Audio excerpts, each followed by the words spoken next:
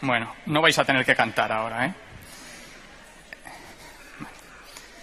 Cuando hablamos del examen científico de obras de arte, casi siempre acabamos hablando del mismo puñado de artistas. Yo mismo me he subido aquí 4 veces antes y solo he hablado de Vermeer o de Picasso. Pero hoy vengo preparado a demostrar que también utilizamos la ciencia y la tecnología para entender mejor las obras de artistas que igual no tienen tanta fama.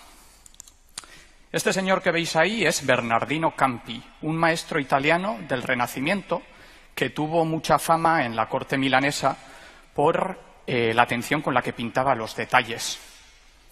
La mujer es Sofonisba Anguissola. Era la dama de compañía de Isabel de Valois, la tercera esposa de Felipe II de España. Por ese traje carmesí o por los guantes que sujeta en la mano izquierda, podemos deducir que era una persona que se movía en las altas esferas. Pero aquí no deja de ser un objeto pasivo. El sujeto activo es Bernardino, que se está gustando ahí un poco mientras pinta ese retrato. El retrato es una cosa, de hecho, que se puso de moda en el Renacimiento. Ya sabéis, Tiziano, Durero, Rafael, Leonardo da Vinci, y servía para demostrar poder, pero en el caso de los artistas también se empleaba para demostrar que valías para pintar. Y esto es el caso que tenemos aquí, porque como habréis adivinado, en ese retrato doble se esconde un autorretrato de Sofonisba Anguissola. La que pintó esa obra fue Sofonisba, aunque el que tenga el pincel en la mano sea Bernardino Campi, que fue su profesor de pintura. Para entender mejor la complejidad de esta pintura, tenemos que viajar un poco en el tiempo hasta 1996, antes de que hiciesen la restauración.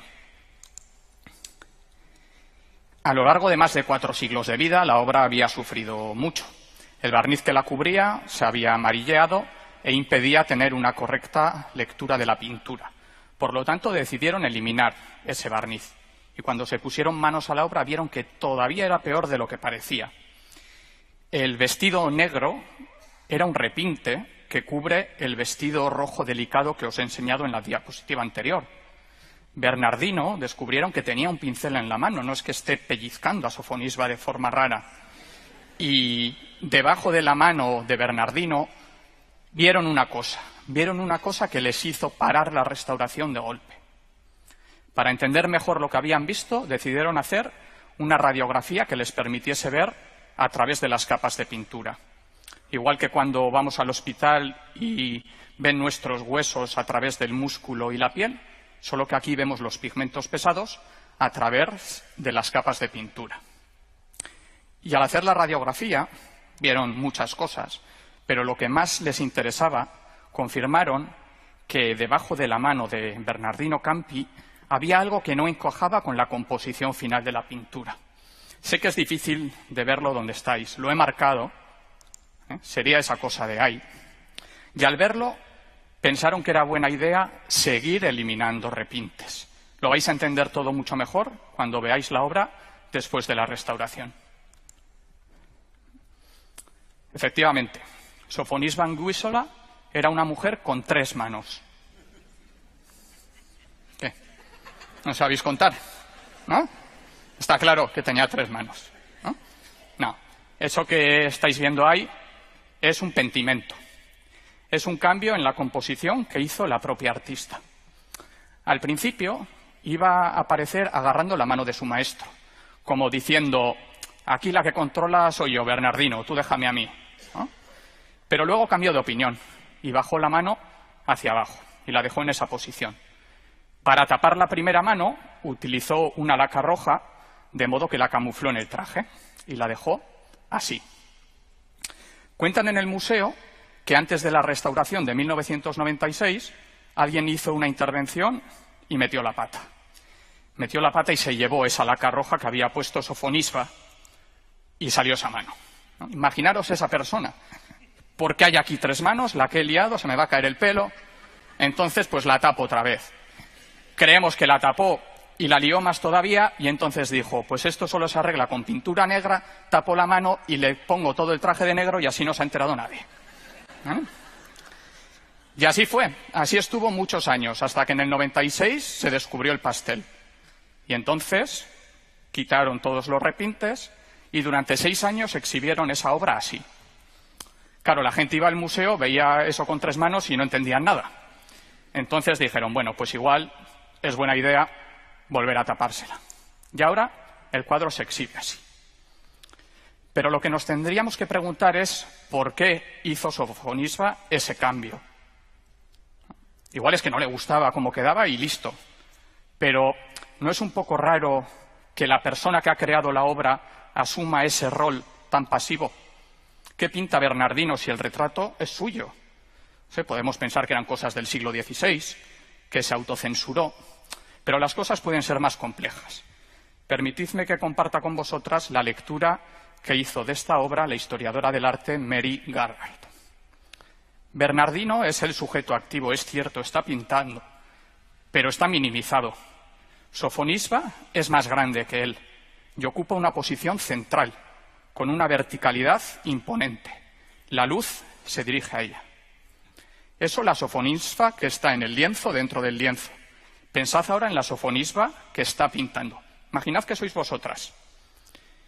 También sois más grandes, porque Bernardino mira ligeramente hacia arriba, con un poco de admiración. Y si vosotras estáis pintando, no podéis ser ese sujeto estático que está retratando Bernardino. Él no os está retratando, le estáis retratando vosotras a él. Ya habéis elegido un momento preciso en el que él desatiende su tarea de pintar ahí el brocado, como lo estuviese haciendo, para miraros. Le habéis hecho una foto en ese momento.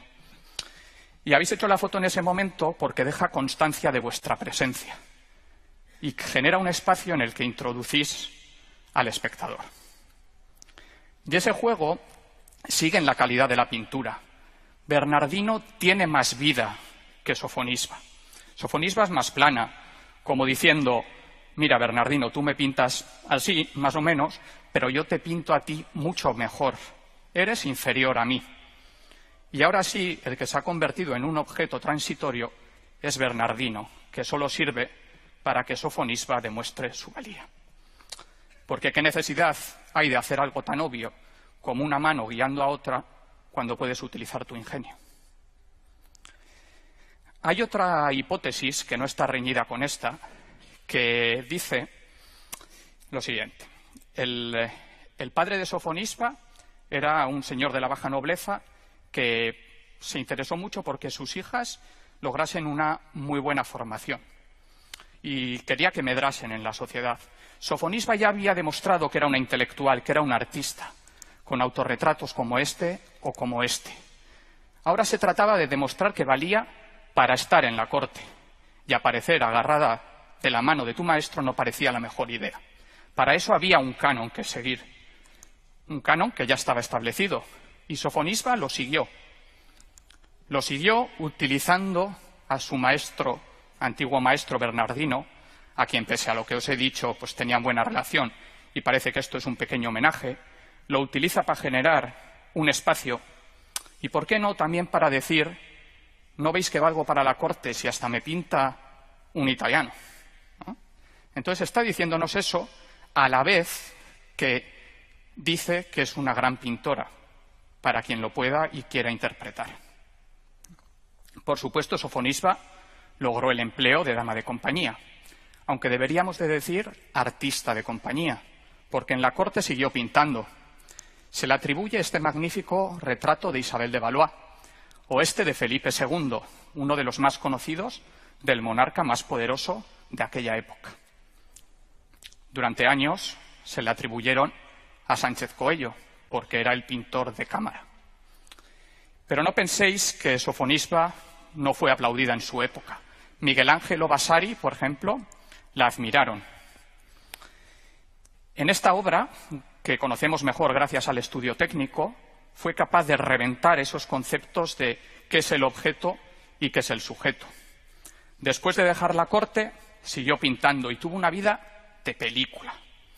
Mi anécdota favorita es cuando le visitó Anton van Dyck, uno de los mayores retratistas que ha habido en la historia.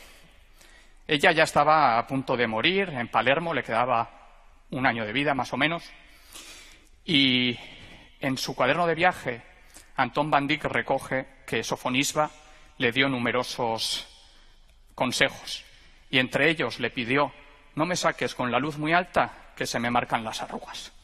Y es que, a los más de 90 años de edad, seguía siendo una maestra del retrato. Eskerrik asko.